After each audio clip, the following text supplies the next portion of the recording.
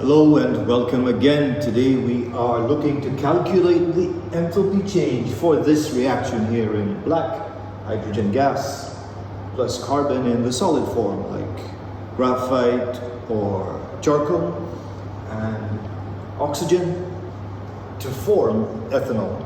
So this actually is the enthalpy of formation of ethanol that we're trying to calculate. 1 mole of ethanol is formed in its natural state, and it's formed from all of its elements in their naturally occurring states: hydrogen gas, carbon solid, and oxygen gas.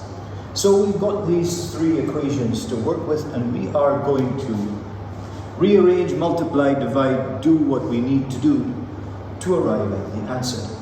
So let's look first at what's given in black, and let's examine the product here, which is ethanol, and see where we have the product in the three provided equations. And here we can see that ethanol, the product here, is a reactant in this equation. So what we're about to do now is to reverse this equation right here. We'll bring it down like this, and we will write the equation opposite to the way it's given. So that's going to be 3H2O.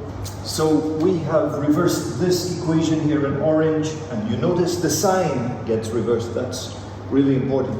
Apart from that, we've just shifted all the products over to the reactant side here, and this reactant over to the product side, and this reactant over to the product side.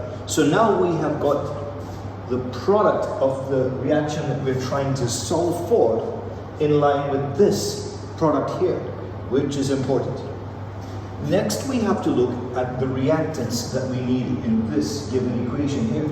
And we can already see that hydrogen is lining up here with this, oxygen is lining up with this, and carbon is lining up with this. So therefore, we don't need to flip any of these around. But we would need to multiply this one by 2, because immediately we see there's 1 carbon here and 2 up there. So let's multiply this one in blue by 2. So we've multiplied the blue equation here by 2, and that comes to 2 carbons, 2 oxygens, 2 CO2s, and most importantly, we have doubled the enthalpy value there from 394 to 788. Finally, we have got to look at the red equation here now, and it gives us the hydrogens. But here we've just got 1, and here we've got 3. So we are going to multiply this equation by 3. And once we do that, we've got 3 hydrogens, 1.5 oxygens, 3 waters, and of course we have multiplied the enthalpy value here by 3 to get 858.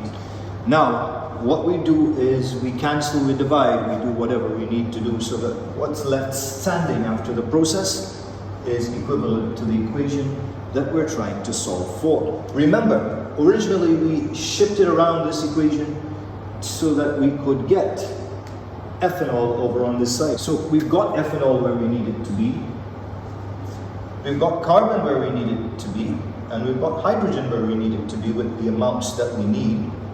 3 hydrogens, 2 carbons. Here we've got 1.5 oxygen, and here we've got 2 oxygens. That's 3.5. And over on this side we've got 3 oxygens. So let's cancel this with this and with this, and that will leave us with a half oxygen, which is perfect. Then we've got 2 carbons, which we need, and we have got 3 hydrogens, which we need. So we've got 2 carbons, we've got 3 hydrogens, 3 H2s, and we've got a half oxygen, and then we have ethanol already where we need it to be.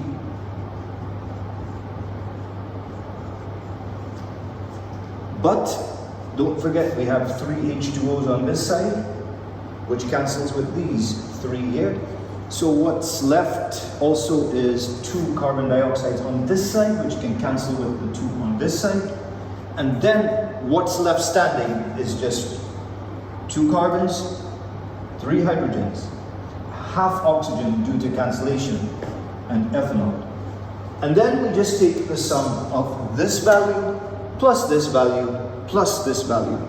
And that comes to minus 279 kilojoules per mole, which is the answer for the enthalpy change for this reaction, which is also the enthalpy of formation of ethanol.